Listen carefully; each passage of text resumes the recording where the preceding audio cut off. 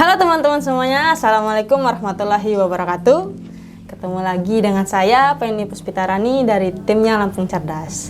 Kali ini saya akan menyampaikan kepada teman-teman semuanya terkait dari hal-hal yang saya dapatkan dari e-book yang sudah saya baca, yaitu e-book tentang judulnya itu Berani Tidak Disukai. Dari judulnya aja itu sudah menarik, apalagi isinya. Nah, e-book ini atau buku ini ditulis oleh Ichiro Kishimi dan Fumite Koga. Itu bahasa Jepang ya. Maaf kalau salah. Nah, dalam buku ini itu banyak sekali bab-bab yang bisa buat kita berpikir, oh iya juga ya. Oh kok bisa ya? Oh kok seperti itu ya? Bahkan kita kaget kalau kita baca buku e-book ini, itu banyak hal yang ternyata yang kita lakukan itu ternyata belum tentu benar. Nah, kali ini saya akan menyampaikan satu bab yang mungkin teman-teman juga pernah rasakan atau bahkan sekarang ngalaminnya, dan saya juga pernah ngalaminnya, yaitu bab tentang jangan hidup demi memenuhi ekspektasi orang lain.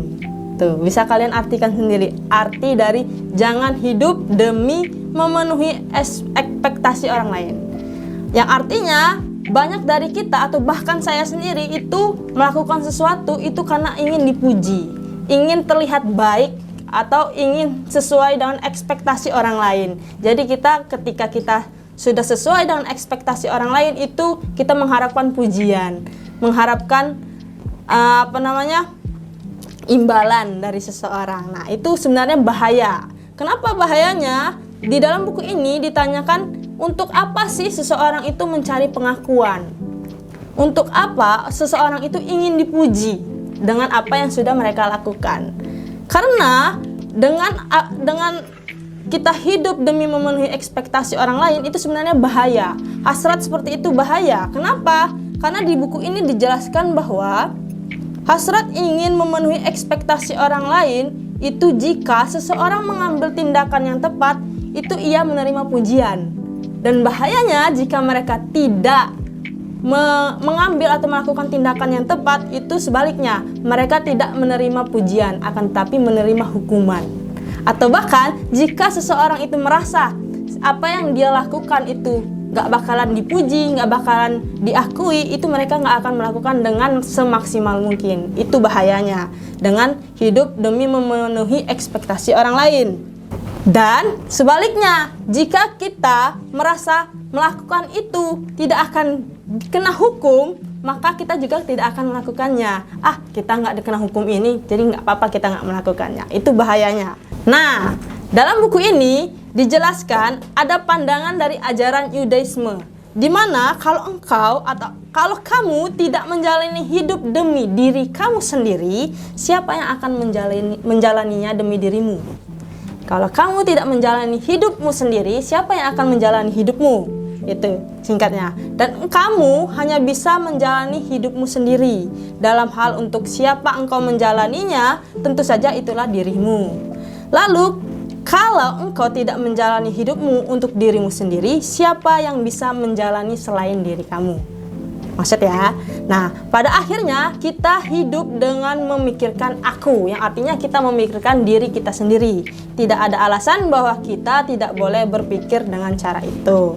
Itu untuk penjelasan ajaran Yudaisme di dalam buku Berani Tidak Disukai ini. Nah, saat seseorang mencari pengakuan dari orang lain dan memandang dirinya hanya berdasarkan penilaian orang lain, itu yang artinya pada akhirnya dia sama dengan orang menjalani kehidupan orang lainnya. Seperti ini saya jelasin. Nah, kalau kita itu menjalani sesuatu hal demi untuk pengakuan orang lain, demi untuk pengakuan seseorang, yang artinya itu berarti kita menjalani hidup mereka, hidup orang itu, bukan menjalani hidup kita. Karena kita menjalani sesuatu, melakukan sesuatu itu demi pengakuan, bukan karena hasrat ingin memuaskan diri kita sendiri. Itu.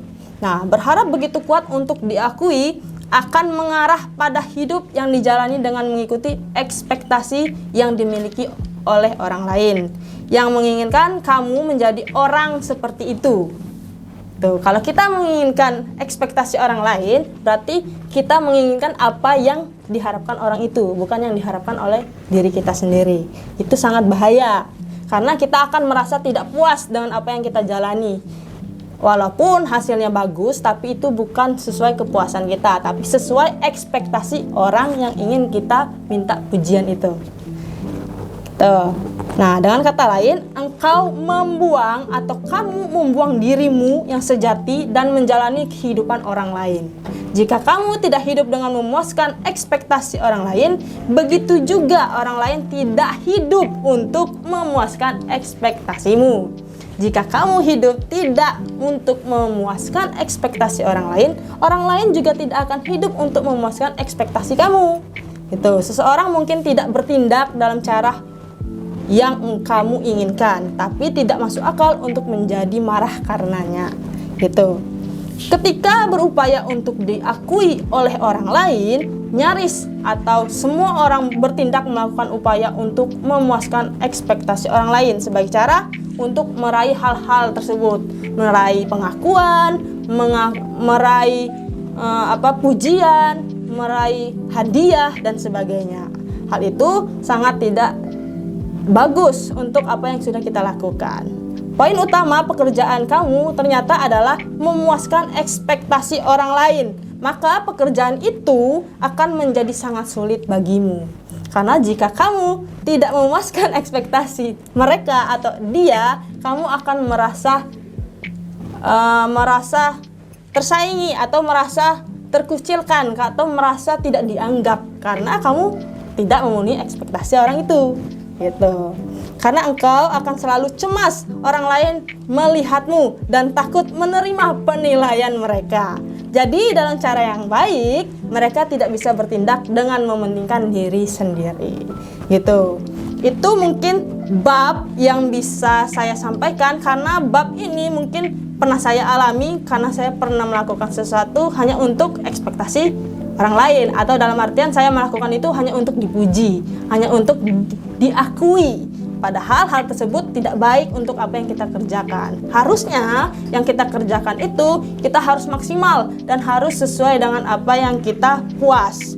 Apa yang kita rencanakan itu kita harus puas, bukan hanya karena memenuhi ekspektasi orang tersebut. Nah, semoga apa yang saya sampaikan ini juga bermanfaat untuk teman-teman semuanya, untuk perbaikan teman-teman semuanya, di kehidupan teman-teman semuanya, gitu. Jika teman-teman ingin baca bab-bab lainnya di buku ini, teman-teman bisa beli buku Berani untuk Tidak Disukai, gitu ya. Terima kasih untuk penjelasan dari saya kali ini. Saya akhiri, wassalamualaikum warahmatullahi wabarakatuh.